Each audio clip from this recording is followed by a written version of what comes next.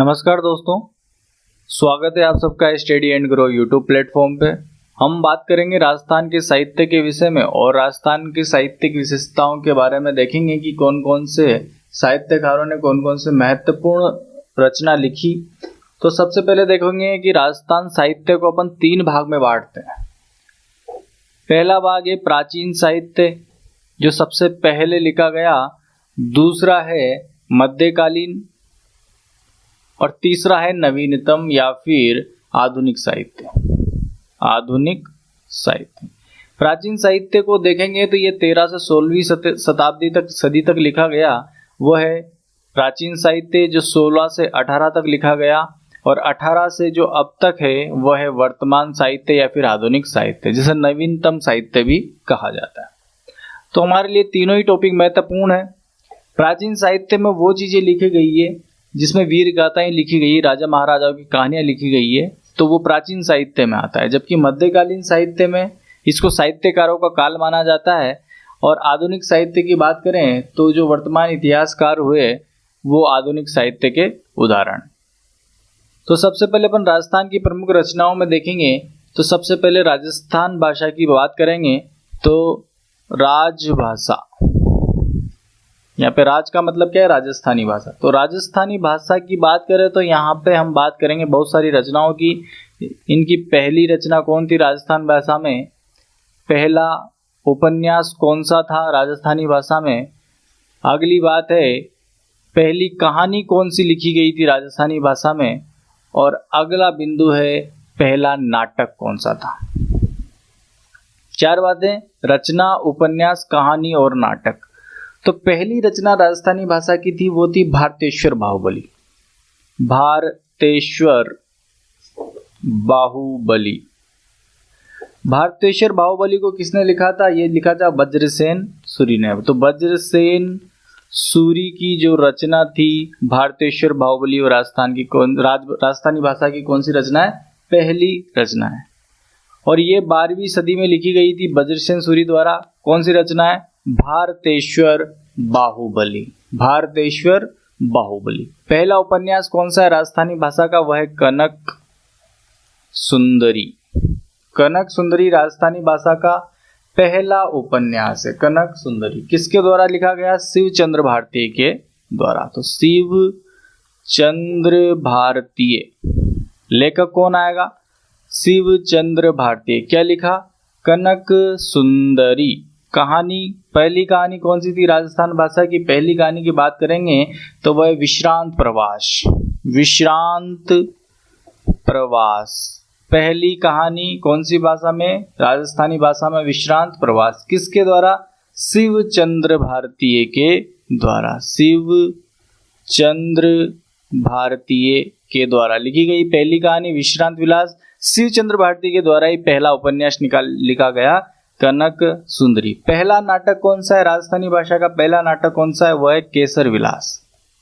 केसर विलास, केसर विलास। केसर विलास भी किसने लिखा दोस्तों, शिवचंद्र भारती। शिवचंद्र भारती। तो पहला नाटक, पहला उपन्यास, पहली कहानी, पहला नाटक, तीनों किसके द्वारा लिखे गए, शिवचंद्र भारती के द्वारा। पर नाम याद रखना है, कनक सुंदरी किसका है, उपन्यास का। विश्रांत प्रवास कहानी, और केसर विलास क्या है, एक नाटक। और राजस्थानी भाषा की पहली रचना कौन सी है, भारतेश्वर बाहुबली, जो किसने लिखी, वज्रसेन सूरी ने। कब लिखी, 12वीं शताब्दी में। अगली महत्वपूर्ण रचनाओं में आते हैं, और रचनाओं में चलने से पहले राजस्थान की कुछ महत्वपूर्ण बातों की बात करते हैं कि यहाँ पर जो लिखी गई चीजें हैं उनमें बहुत सारी चीजें अलग अलग होती है। जैसे रासो, रासो क्या होता है, ख्यात क्या होती है, ख्यात। वचनिका क्या होती है, वचनिका। जैसे पृथ्वीराज रासो है, हमीर रासो है, इनका मतलब क्या है।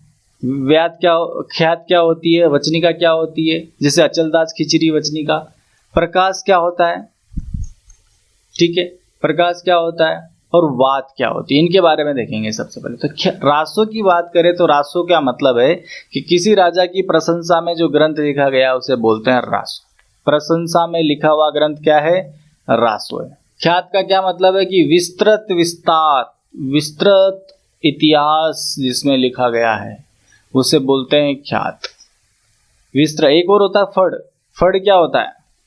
फड़, जैसे पाबू जी की फड़, गोगा जी की फड़, नेमिनाथ जी की फड़, वो क्या होती है? फड़ क्या होता है?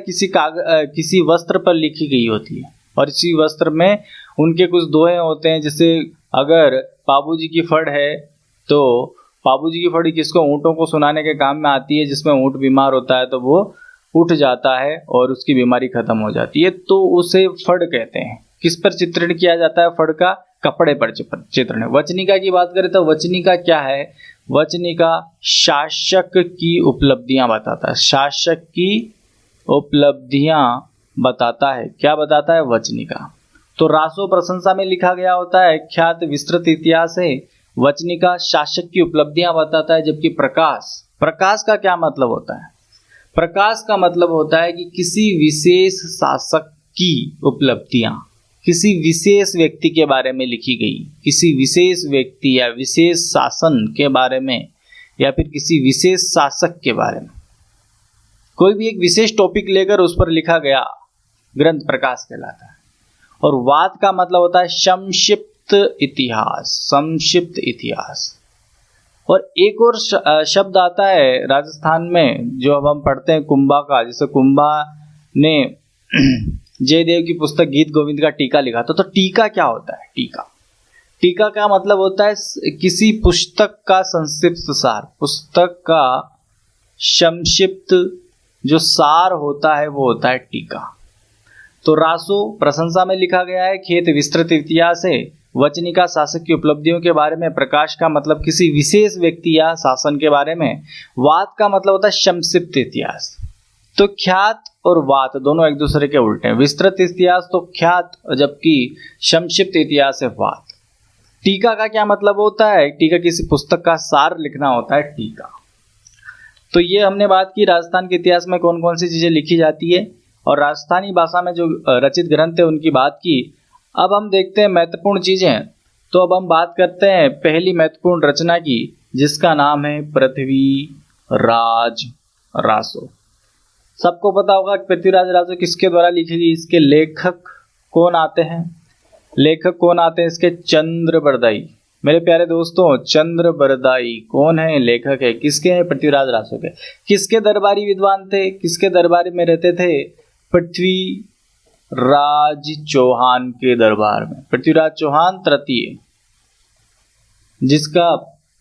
जिसके युद्ध हुए जयचंद की पुत्री गढ़वाल राजा की जयचंद की पुत्री उठा लाया था। कौन? पृथ्वीराज चौहान। तो उसी की हम बात कर रहे हैं। पृथ्वीराज रासो किसके द्वारा लिखा गया? चंद्रबरदाई के। हम इतिहास की बात कम करेंगे क्योंकि हम पढ़ रहे हैं साहित्य, तो साहित्य से बात करेंगे। तो पृथ्वीराज रासो की महत्वपूर्ण बातें क्या है कि इसमें 16,306 पद हैं। कितने पदों में लिखा? 16,306 पद हैं। किसमें? पृथ्वीराज रासो में। किसके द्वारा लिखा गया? चंद्रबरदाई के द्वारा। और इसकी महत्वपूर्ण बात आती है कि इसमें डिंगल पिंगल साहित्य का मिश्रण है। डिंगल व पिंगल साहित्य का मिश्रण। डिंगल और पिंगल साहित्य का मिश्रण किसमें है? पृथ्वीराज रासो में। डिंगल मतलब गद्य और पद्य दोनों का मिश्रण है। किसमें? पृथ्वीराज रासो में। और इसको 18 भागों में बांटा गया है। कितने भागों में बांटा गया पृथ्वीराज रासो को? 18 भागों में। 18 भागों में 8 भाग तो लिखे चंद्रबरदाई ने। चंद्रबरदाई द्वारा कितने भाग लिखे गए? 8 भाग लिखे। 6 भाग लिखे राजाबाई द्वारा।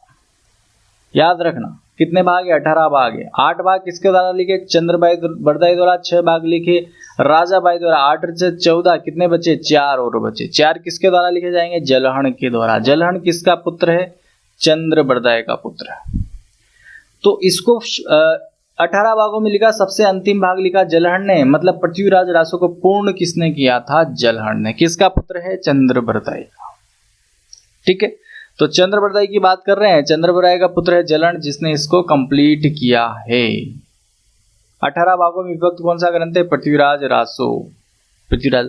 और इसमें कुल अध्याय कितने हैं? कुल अध्याय की बात करेंगे तो 69 अध्याय में ये लिखा गया। ठीक है। अच्छा, चंद्रबरदाई की यहाँ पे बात आई है तो चंद्रबरदाई ने इस ग्रंथ में जो राजपूत शासक हुए उनकी उत्पत्ति या फिर चौहानों की उत्पत्ति गुरु वशिष्ठ के अग्निकुंड से मानी गई है। और गुरु वशिष्ठ के अग्निकुंड से 4 शासकों का जन्म हुआ। ये गुरु वशिष्ठ का अग्निकुंड, और इस अग्निकुंड से कितने शासक का जन्म हुआ? एक तो प्रतिहार सबसे पहले जन्मे, फिर उसके बाद परमारों का जन्म हुआ, परमार, फिर हुआ चालुक्य। जब ये तीनों विद्रोहियों का दमन करने में असफल हुए तो एक महत्वपूर्ण शासक का जन्म हुआ जिसे बोलते हैं चौहान। तो प्रतिहार, परमार, चालुक्य और चौहानों का जन्म किससे माना जाता है? गुरु वशिष्ठ के अग्निकुंड से। किसके अनुसार? चंद्रप्रदाय की पुस्तक पृथ्वीराज रासो के अनुसार। अगली जो महत्वपूर्ण पुस्तक है उसका नाम क्या आएगा? उसका नाम आएगा, अगली महत्वपूर्ण पुस्तक का, पृथ्वीराज विजय। अच्छा, हमने राजस्थानी साहित्य को 3 भागों में बांटा था, एक तो प्राचीन, एक मध्य, और तीसरा जो क्या है, आधुनिक। 13 से 16वीं शताब्दी तक प्राचीन, 16 से 18 तक मध्य, और 18 से 18वीं शताब्दी से अभी वर्तमान जो चल रहा है तब तक आधुनिक। तो अभी हम प्राचीन साहित्य को पढ़ रहे हैं। प्राचीन साहित्य में अपन ने पृथ्वीराज रासो को देखा, अब हम पृथ्वीराज विजय की बात करेंगे। पृथ्वीराज विजय के लेखक का नाम क्या आता है? क्या नाम आता है? जयानक। क्या नाम आता है? जयानक भट्ट। जयानक भट्ट किसके लेखक है? पृथ्वीराज विजय के लेखक है। और पृथ्वीराज विजय के बारे में इन्होंने 1182 के महोबा के युद्ध के बारे में वर्णन किया है। कौन सा युद्ध? महोबा का युद्ध। किसके बीच हुआ? परमर्दिदेव चंदेल और पृथ्वीराज चौहान के बीच में हुआ था महोबा का युद्ध, जिसके अलाउद्दौला की कहानी बहुत महत्वपूर्ण है। तो किसके सेनापति थे? अलाउद्दौला, परमर्दिदेव चंदेल। जो भी राजस्थान के इतिहास में जो भी जोड़ी में जो सेनापति हुए, अलाउद्दौला, गोरा बादल, जयमल फत्ता, इस तरह के इन चीजों को याद रखना है, ठीक है। रणमल, रत्रिपाल, इस तरह से ये सब चीजें ध्यान रखनी है। तो हम बात करें साहित्य के, तो पृथ्वीराज विजय के लेखक कौन है? जयानक भट्ट, और इन्होंने महोबा के युद्ध का वर्णन किया है इसमें। और पृथ्वीराज विजय पृथ्वीराज चौहान के बारे में लिखा गया। पृथ्वीराज चौहान तृतीय के बारे में ये लिखा गया है। अगला महत्वपूर्ण ग्रंथ की बात करेंगे तो वह है ललित विग्रहराज। ललित विग्रहराज किसकी पुस्तक है? सोमदेव की। सोमदेव की पुस्तक है ललित विग्रहराज। और किसके बारे में है? विग्रहराज चतुर्थ के बारे में, जिसको हम विशल देव भी कहते हैं। विशल देव के ऊपर लिखा गया। ललित विग्रहराज किसके द्वारा लिखा गया? सोमदेव के द्वारा, और ये इसका दरबारी विद्वान भी था। इस पुस्तक में विग्रहराज के जीवन का प्रेम प्रसंग लिखा गया इंदुमती से रिलेटेड। तो इंदुमती और विग्रहराज का जो प्रेम प्रसंग है वो किस में लिखा गया है? ललित विग्रहराज में। किसके द्वारा? सोमदेव के द्वारा। अगली बात करेंगे विशल देव रासो। विशल देव रासो किसके द्वारा लिखा गया? नरपति नाले के द्वारा। और नरपति नाले भी क्या थे? विशल देव के दरबारी विद्वान थे। किसके विद्वान थे? विशल देव के दरबारी विद्वान नरपति नाले के द्वारा विशल देव रासो लिखा गया, ठीक है। तो विशल देव रासो, ललित विग्रहराज किसके बारे में है?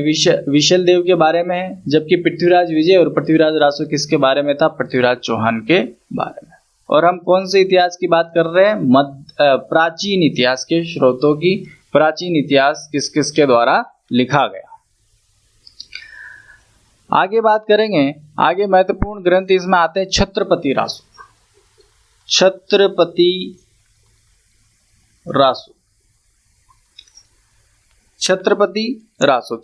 रासो के जो लेखक आते हैं वो आते हैं काशी छंगाणी का ग्रंथ है छत्रपति रासो। और नागौर के शासक अमर सिंह राठौड़ और बीकानेर के शासक करण सिंह के मध्य हुई मतीरे की राड़ का इसमें वर्णन किया गया। तो इसमें किसका वर्णन किया गया? मतीरे की राड़ का वर्णन। मतीरे की राड़ का वर्णन। याद होगा, हम इतिहास में पढ़ते हैं कि मतीरा दूसरे के खेत में आ गया था और उसने वो मतीरा खा लिया। तो जिसका मतीरा था, मतीरा क्या होता है? गांव की भाषा में तरबूज होता है। तो उसके बीच में लड़ाई हो गई दोनों के बीच में। किस किस के बीच में? अमर सिंह राठौड़ और बीकानेर के एक शासक हुए करण सिंह, दोनों के मध्य लड़ाई हो गई। तो मतीरे की राड़ का वर्णन 1464 की जो मतीरे की राड़ थी, 1444 की 1444 की मतेरे की राड थी, उसका वर्णन छत्रपति रासो में काशी छंगाणी के द्वारा किया गया है। किसके द्वारा किया गया है? काशी छंगाणी के द्वारा। उसी तरह अगला महत्वपूर्ण ग्रंथ आता है सुजान रासो। सुजान रासो, सुजान रासो भी मध्यकालीन, सुजान रासो की बात करेंगे तो ये मध्यकालीन ग्रंथ है, मध्यकालीन ग्रंथ सुजान रासो, सुजान रासो। और लेखक कौन आता है इसका? इसका लेखक है जोगीदास, जो जोगीदास द्वारा लिखा गया है सुजान रासो। और छत्रपति रासो काशी छंगाणी के द्वारा किसका वर्णन है? मतीरे की राड का वर्णन है। सुजान रासो महाराज सुजान सिंह के बारे में, और सुजान सिंह बीकानेर के महाराजा थे। सुजान सिंह बीकानेर के शासक, सुजान रासो में इनका वर्णन किया गया है, इनके जीवन का इतिहास इसमें दर्शाया गया है। तो छत्रपति रासो, सुजान रासो। जब रासो, रासो क्या होता है? अभी हमने देखा कि किसी राजा की प्रशंसा में लिखा गया ग्रंथ को हम बोलते हैं रासो। क्या बोलते हैं? रासो। अगला महत्वपूर्ण जो ग्रंथ है वह है खुम्माण रासो। क्या नाम है? खुम्माण, खुम्माण रासो। क्या नाम आता है? खुम्माण रासो। किसके द्वारा लिखा गया? दलपत विजय के द्वारा लिखा गया। तो दलपत विजय की पुस्तक आती है खुम्माण रासो। और इसमें कहाँ तक का इतिहास है? राज सिंह तक का इतिहास है। राज सिंह कहाँ के शासक? मेवाड़ के। राज सिंह तक का इतिहास मतलब शुरू से मेवाड़ की मेवाड़ में सबसे पहले गुहिल वंश का शासक हुआ, और गुहिल वंश का पहला प्रतापी शासक हुआ बप्पा रावल। कौन सा शासक हुआ? बप्पा रावल। बप्पा रावल जिसने किसकी एकलिंग नाथ जी का मंदिर का निर्माण कराया था कैलाशपुरी में, जिसने मान मौर्य से चित्तौड़ दुर्ग को हासिल किया था 734 ईस्वी में। तो बप्पा रावल से मेवाड़ के शासक राज सिंह जिसने राज प्रशस्ति लगवाई, वहां तक का क्या है इसमें वर्णन है। किसमें? खुम्माण रासो में। और इसमें हमें चित्तौड़ पर हुए प्रथम विदेशी आक्रमण का भी पता चलता है। खुम्माण रासो में चित्तौड़ पर क्या हुआ? प्रथम आक्रमण हुआ। और प्रथम आक्रमण किसका हुआ? एक अरबी शासक था जिसका नाम आता है मामू। क्या नाम है? मामू। क्या याद रखेंगे? मामू। कौन सा आक्रमण? प्रथम आक्रमण किस पर? चित्तौड़ पर। कहां से पता चलता है?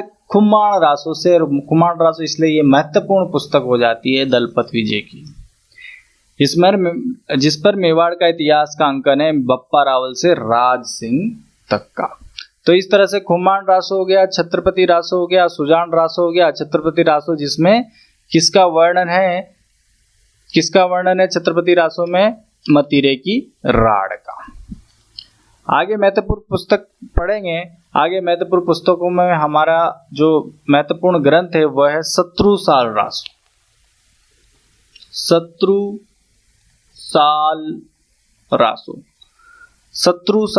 रासो। रासो का क्या मतलब है? कि किसी राजा की प्रशंसा में लिखा गया ग्रंथ को हम बोलते हैं रासो। और इसके जो है लेखक का नाम आएगा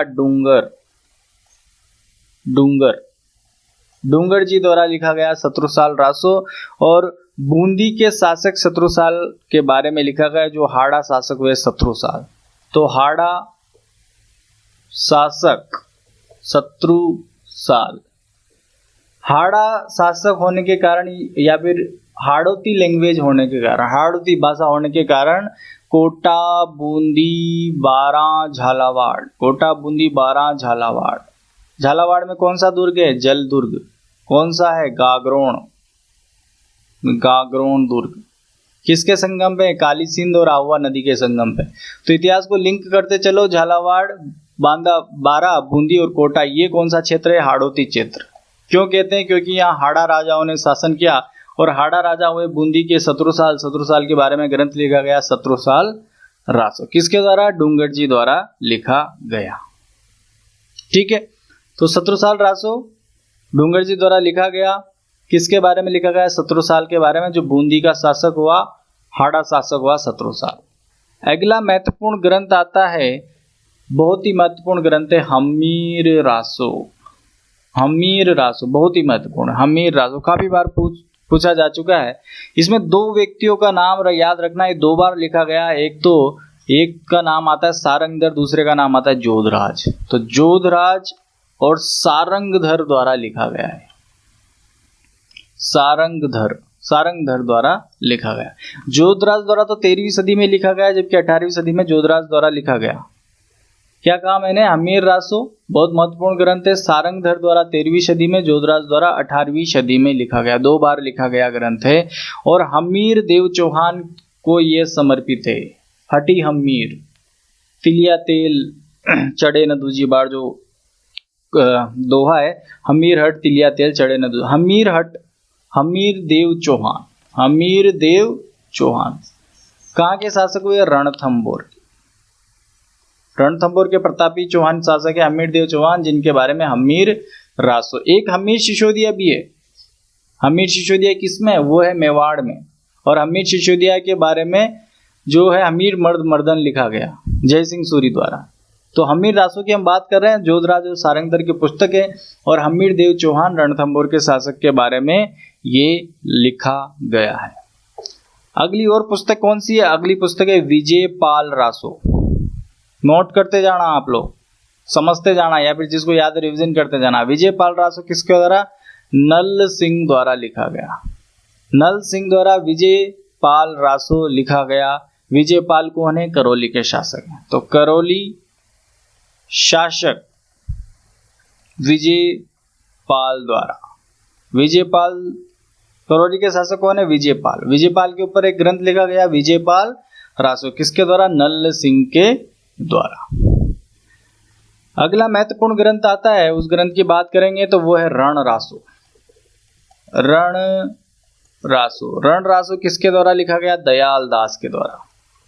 दयाल दास। और रण रासो में, रण का मतलब क्या होता है? युद्ध। और इसमें करण सिंह के बारे में वर्णन किया गया है। करण सिंह के इतिहास के बारे में। करण सिंह कौन है? बीकानेर के शासक। बीकानेर के शासक करण सिंह और अमर सिंह के मध्य मतिरे की राड़ हुई, जिसका वर्णन किसमें किया गया है? छत्रपति रासो में किया गया है। और वही करण सिंह है बीकानेर के शासक, जिनके ऊपर एक और ग्रंथ लिखा गया रण रासो, जो दयाल दास ने लिखा। और बीकानेर के शासक का उल्लेख इसमें किया है। एक और महत्वपूर्ण ग्रंथ आता है ढोला मारूला दोहा।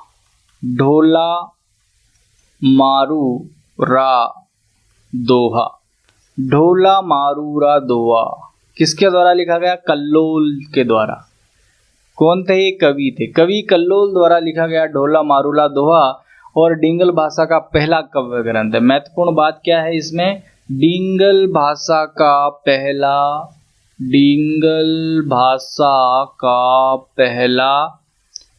काव्य ग्रंथ कौन सा है? ढोला मारूला दोहा। और इसमें किसका वर्णन है? फ्यूचर का वर्णन, भविष्य का वर्णन इसमें किया गया। ढोला मारूला दोहा कवि कल्लोल द्वारा लिखा गया है, जो डिंगल भाषा का पहला काव्य ग्रंथ माना जाता है। अगला महत्वपूर्ण ग्रंथ है अचल दास खिचरी वचनिका।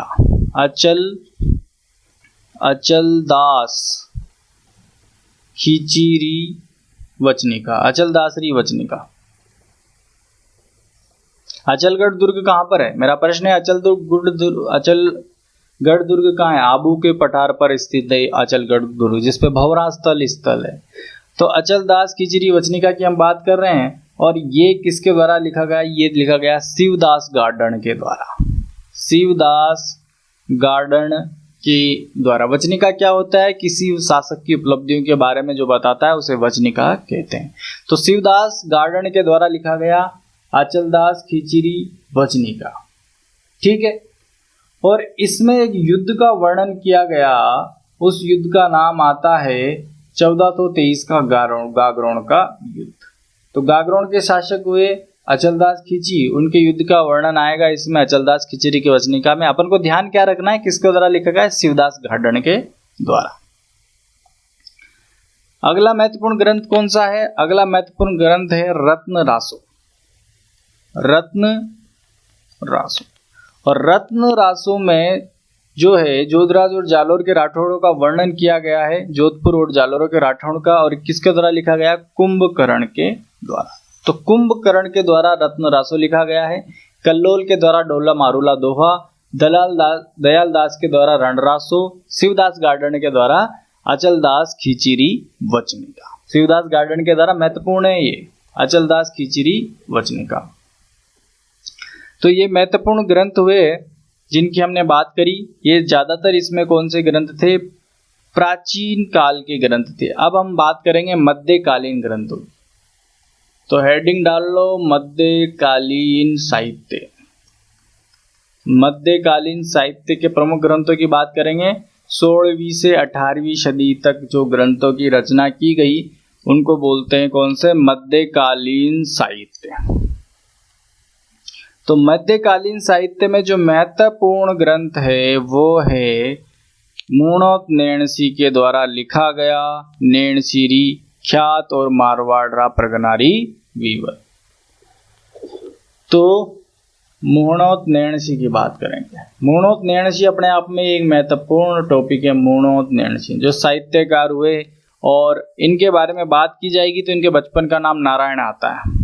जन्म जोधपुर में हुआ था। भाई का नाम सुंदरदास है, पिता का नाम जयमल आता है। और सबसे महत्वपूर्ण बात जो है वो जोधपुर के शासक जसवंत सिंह प्रथम के दरबारी विद्वान थे। तो जसवंत सिंह प्रथम के दरबारी विद्वान कौन थे? मूणोत नैणसी। और ऐसा माना जाता है कि जसवंत सिंह के से इनकी अनबन हो गई थी और इनको जेल में बंद कर दिया था जसवंत सिंह ने, और इनकी मृत्यु भी हो गई थी। तो जसवंत सिंह जो है इनके दरबारी विद्वान है कौन? मूणोत नैणसी। इन पर आरोप लगा दिया था जसवंत सिंह ने कि इन्होंने पैसों की चोरी की है, ठीक है।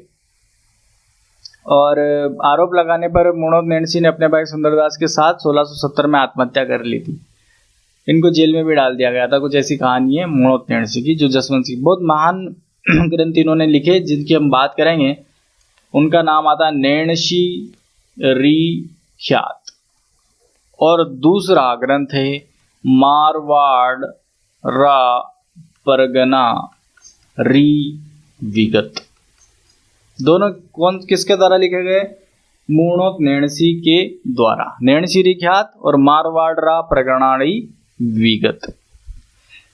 नैणसी ख्यात की बात करें तो ये डिंगल भाषा में लिखा गया। कौन सी भाषा में? डिंगल भाषा में। और इसकी जो तुलना की जाती है वो की जाती है बाबरनामा। बाबरनामा से इसकी तुलना की जाती है।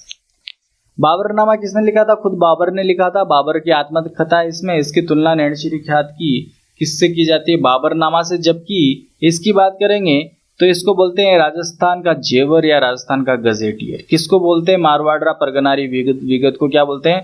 राजस्थान का गजेटियर। बहुत बार प्रश्न आ चुका है, राजस्थान का गजेटियर कौन से ग्रंथ को कहा जाता है? मारवाड़ा परगनारी विगत, या फिर राजस्थान का जेवर भी इसको कहते हैं। और इसकी तुलना की बात करें तो इसकी तुलना जो की गई है वो की गई है आईने अकबरी से। आईने अकबरी से तुलना की गई है मारवाड़ा परगनारी विगत की, और बाबरनामा से तुलना की गई है नैणसी ख्यात की। तो ये दो ग्रंथ हमें ध्यान रखने हैं। नैणसी ख्यात, मारवाड़ा परगनारी विगत किसके द्वारा लिखे गए? मूणोत नैणसी के द्वारा। किसके दरबारी विद्वान थे? जसवंत सिंह के दरबारी विद्वान थे, जिन्होंने इन पर पैसे के गमन का आरोप लगा दिया था और जेल में डाल दिया था। फिर मूणोत नैणसी और इनके भाई सुंदरदास ने मिलकर क्या कर ली थी? आत्महत्या कर ली थी, ठीक है। तो ये महत्वपूर्ण बात आती है किसकी बात आती है? मूणोत नैणसी।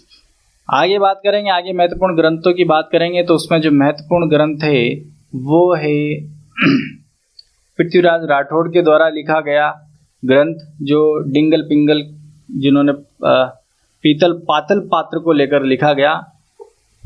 पृथ्वी राज राठौड़ के बारे में अभी हमने बात की मूणोत नैणसी के बारे में। अब पृथ्वीराज राठौड़ के बारे में बात करेंगे। और पृथ्वीराज राठौड़ को एलपी तेसीतोरी ने डिंगल का हेरोस कहा है। डिंगल का, किसका? डिंगल का हेरोस किसके द्वारा कहा गया? LP तेसी तोरी द्वारा। किसको कहा गया? पृथ्वीराज राठौड़। पृथ्वीराज राठौड़ को डिंगल का हेरोस किसके द्वारा क्या कहा गया? LP तेसी तोरी के द्वारा। अब मेरा प्रश्न ये है कि बीकानेर राठौड़ का, या फिर अगर बात करें अपन मेवाड़ इतिहास की, तो सैनिकों का भग्नावशेष किसे कहा गया है? कीका किसे कहा जाता है?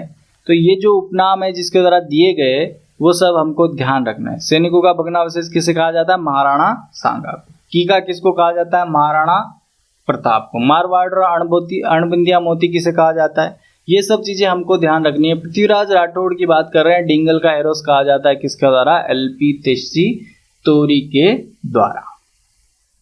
इनके द्वारा जो ग्रंथ लिखा गया वो है वैली कृष्ण रुक्मणी ख्यात।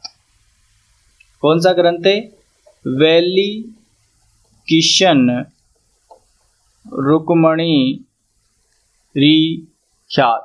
किसके द्वारा लिखा गया? पृथ्वीराज राठौड़ के द्वारा। और ये इन्होंने गागरोन दुर्ग में बैठकर लिखा था। और गागरोन का दुर्ग कहाँ है? झालावाड़ में है। और झालावाड़ में गागरोन का दुर्ग कौन सी नदियों के सम्मुख पर है? काली सिंध और आहू नदी पर बना हुआ है गागरोन दुर्ग, जो एक जल दुर्ग की संख्या जिसे दी जाती है। जल दुर्ग कहाँ पर है? झालावाड़। जो अकबर ने इसको जागीर प्रदान की थी गागरोन की, वहां बैठकर इन्होंने पीतल और पाथल पात्र लेकर वैली किशन रुक्मणी ख्यात लिखा डिंगल भाषा में, इसलिए इनको डिंगल का हेरोस कहा जाता है। और इसमें जो है 305 छंद है और पद्यों के माध्यम से ये लिखा गया है वैली किशन रुक्मणी ख्यात। ठीक है। उसी तरह कुछ महत्वपूर्ण ग्रंथों की बात और आएगी, वो है देसावत भागवत रादुहा। देसावत भागवत रादुहा वो भी किसके द्वारा लिखा गया? पृथ्वीराज राठौड़ के द्वारा। एक और रचना है वो है क्या है? गगनहरी। गगनहरी भी किसके द्वारा लिखा गया? पृथ्वीराज राठौड़ के द्वारा।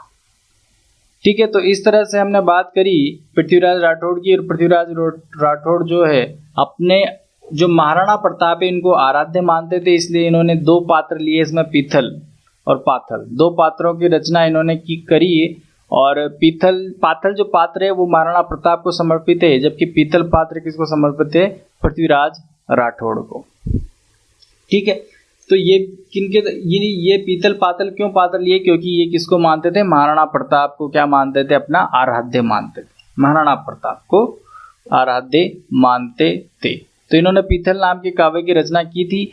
और इन्हीं के ऊपर पृथ्वीराज राठौड़ और महाराणा प्रताप के ऊपर एक और रचना हुई कन्हैया लाल सेठिया द्वारा, जिन्होंने पीतल पातल की रचना की। तो कन्हैया लाल सेठिया की भी बात करेंगे। कन्हैया लाल सेठिया, इन्होंने 2 रचना की, पातल पीतल नाम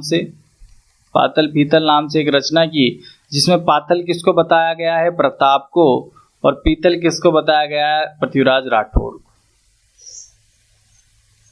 ठीक है। तो हमने क्या बात की? वैली किशन रुक्मणी ख्यात किसके द्वारा? पृथ्वीराज राठौड़ के द्वारा। देसावत भागवत दुहा किसके द्वारा? पृथ्वीराज राठौड़ के द्वारा। वैली किशन रुक्मणी ख्यात किसमें? डिंगल भाषा में। 305 छंद इसमें है, इसलिए इनको डिंगल का हेरोस कहा गया। किसके द्वारा? LP तेसी तोरी के द्वारा। और साथ में कन्हैया लाल सेठिया ने पातल पीतल एक ग्रंथ लिखा, जिसमें पातल महाराणा प्रताप को बताया गया है और पीतल किसको? पृथ्वीराज राठौड़ को बताया गया है। और महाराणा प्रताप किसके आराध्य थे? पृथ्वीराज राठौड़ के। महाराणा प्रताप किसके आराध्य थे? पृथ्वीराज राठौड़ के। तो हमने 2 ग्रंथों की महत्वपूर्ण बात करी। एक तो नैणशीरी ख्यात या मारवाड़ा परगना विगत, जो दोनों ग्रंथ मोणक नैणसी के थे। उसके बाद देसावत भागवत ध्रुवा और वैली किशन रुक्मणी ख्यात, ये दोनों किसके हैं? पृथ्वीराज राठौड़ के द्वारा लिखे गए ग्रंथ हैं। और कौन से ग्रंथ महत्वपूर्ण है राजस्थान इतिहास में और मध्यकालीन इतिहास में? वो है दुर्सा आड़ा के द्वारा लिखे गए ग्रंथ। दुर्सा आड़ा की बात करें तो अकबर के दरबार में थे ये, और इनकी एक महत्वपूर्ण बात आती है कि इन्होंने जो ग्रंथ लिखे वो लिखे महाराणा प्रताप की प्रशंसा में। महाराणा प्रताप की प्रशंसा में जो दुर्सा आड़ा ने किसने लिखे? ग्रंथ लिखे। अब अकबर के दरबार में होते हुए भी महाराणा प्रताप के बारे में लिखना कितनी बड़ी बात है। तो कौन से महत्वपूर्ण व्यक्ति हुए? दुर्सा आड़ा। कौन सा आड़ा? दुर्सा आड़ा। और किसके दरबारी भी थे? अकबर के दरबारी। अकबर के दरबारी है दुर्सा आड़ा। और लिखा किसके बारे में? लिखा दो व्यक्तियों के बारे में। एक तो महाराणा प्रताप के बारे में, महाराणा प्रताप के बारे में, और एक चंद्रसेन के बारे में, जिन्होंने कभी अकबर की अधीनता को स्वीकार नहीं किया। वो कौन थे? महाराणा प्रताप और चंद्रसेन। चंद्रसेन जोधपुर के मारवाड़ शासक थे और मेवाड़ के शासक कौन है? महाराणा प्रताप। ठीक है, तो इनके द्वारा जो प्रमुख ग्रंथ लिखे गए उनकी अब बात करते हैं। तो पहला इनका ग्रंथ है वो है विरुद्ध छत्री। विरुद्ध छत्री। विरुद्ध छत्री। अगला जो ग्रंथ है वह है कीर्तार बावनी। कीर्तार बावनी। एक और महत्वपूर्ण ग्रंथ है इनका कुमार अजाजी निभूचर मोतीरी गजराज।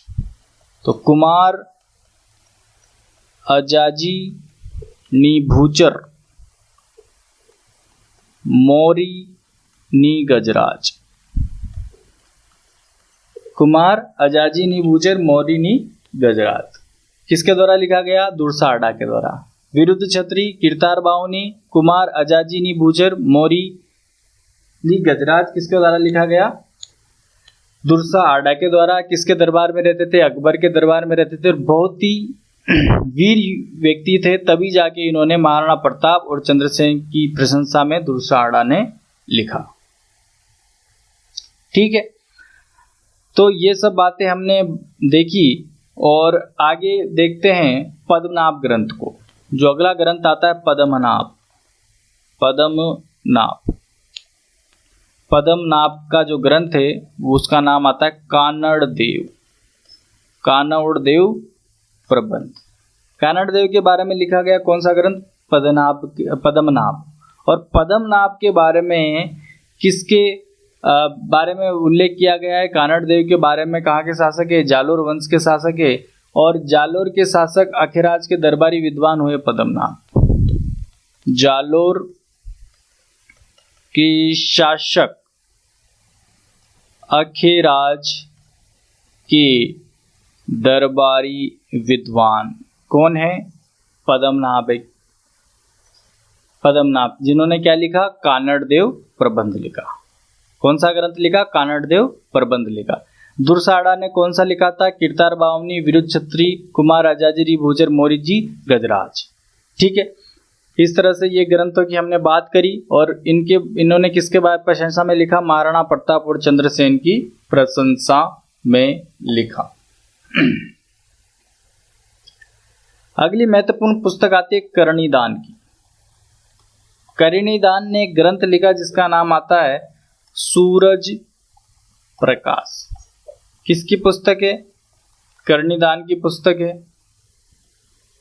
इसी तरह अगली पुस्तक है वीर राजरूपक। राजरूपक किसकी पुस्तक है? वीर भाण रत्नु की। वीर भाण रत्नु की पुस्तक है। पुस्तक का नाम क्या है? राजरूपक। सूरज प्रकाश क्या है? पुस्तक है, किसके द्वारा लिखी गई? करणीदान के द्वारा लिखी गई। पद्मनाभ किसके द्वारा लिखा गया? पद्मनाभ के द्वारा क्या लिखा गया? कानड़ देव प्रबंध लिखा गया।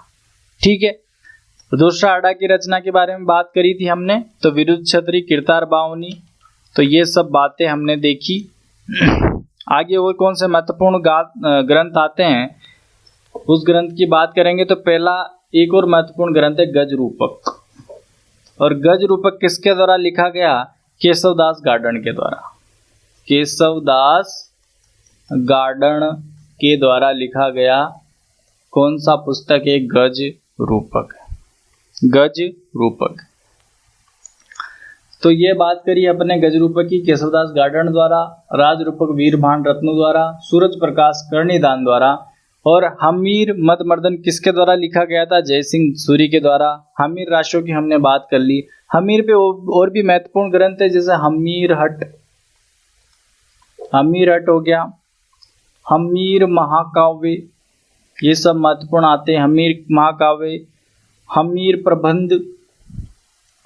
प्रबंध आता है, एक आता है हमीर रायण। तो हमीर हट जो लिखा है, ये लिखा है चंद्रशेखर, हमीर हट चंद्रशेखर द्वारा। हमीर महाकाव्य नयन चंद्र सूरी द्वारा। और एक और आता है हमीर मद मर्दन, ये जयसिंह सूरी की पुस्तक है, जयसिंह सूरी की पुस्तक है हमीर मद मर्दन। ये तो हमीर सिसोदिया के बारे में, जो मेवाड़ के शासक हैं, और ये हमीर देव चौहान के बारे में। हमीर प्रबंध की बात करेंगे तो ये कैलाश अमृत द्वारा लिखा गया, कैलाश अमृत का हमीर प्रबंध, नयन चंद्र सूरी का हमीर महाकाव्य, चंद्रशेखर का हमीर हट। और हमीर रायण जो है वो व्यास के द्वारा लिखा गया, भाउंड व्यास के द्वारा, भाउंड व्यास की कृति है हमीर रायण। और एक और महत्वपूर्ण बात आती है दयालदास श्री ख्यात के बारे में। दयालदास श्री ख्यात का क्या मतलब होता है? किसी भी व्यक्ति का, किसी भी शासक का विस्तृत इतिहास जो होता है उसको हम ख्यात बोलते हैं। तो दयालदास श्री ख्यात जो लिखा गया, ये दयाल सिंह का द्वारा लिखा गया। और दयाल सिंह के द्वारा जो लिखा गया, दयाल सिंह है बीकानेर शासक, बीकानेर के जो शासक हुए, बीकानेर के शासक, उनके दरबारी विद्वान थे, और उन शासक का नाम आता है रतन सिंह। रतन सिंह के नाम से एक और शासक याद आते हैं, रावल रतन सिंह।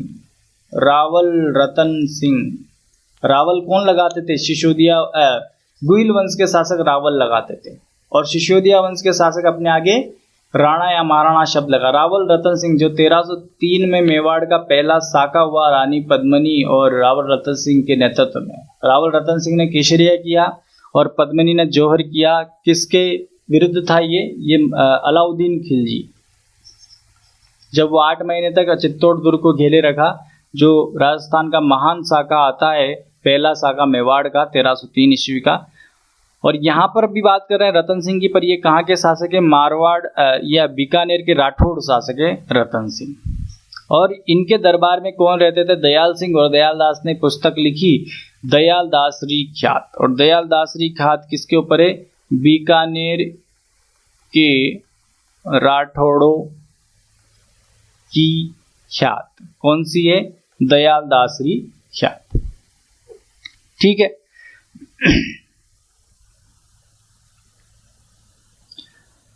आगे और बात करेंगे, आगे 2-4 ग्रंथ और महत्वपूर्ण बचते हैं। जैसे आगे देखते हैं कि कवि मुरारी दान के बारे में, कवि मुरारी दान के बारे में। तो इनका जो प्रसिद्ध ग्रंथ था वो था यशवंत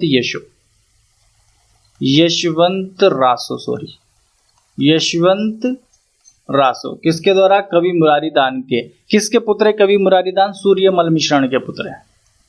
सूर्यमल मिश्रण के पुत्र का नाम आता है मुरारी दान। और वंश भास्कर की रचना पूर्ण करने वाले व्यक्ति भी कौन थे? कवि मुरारी दान। वंश भास्कर जो ग्रंथ है उसकी रचना भी पूरी कवि मुरारी दान ने की। इनकी जो रचना है वह है यशवंत रासो। ये इनकी पुस्तक है यशवंत रासो। किसके पुत्र है? सूर्यमल मिश्रण के पुत्र है। और एक और व्यक्ति का नाम आता है महेश दास ददावाड़िया। महेश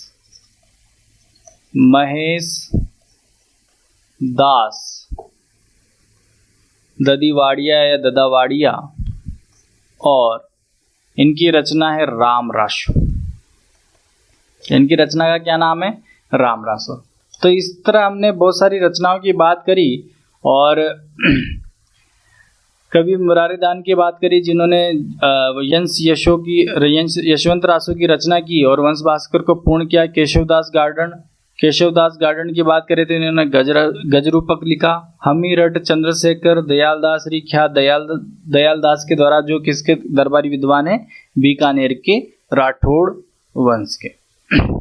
वीरभार रत्नों का राजरूपक हमने देखा। पद्मनाभ किसके द्वारा लिखा गया, पद्मनाभ के द्वारा क्या लिखा गया, कानड़ देव प्रबंध लिखा गया।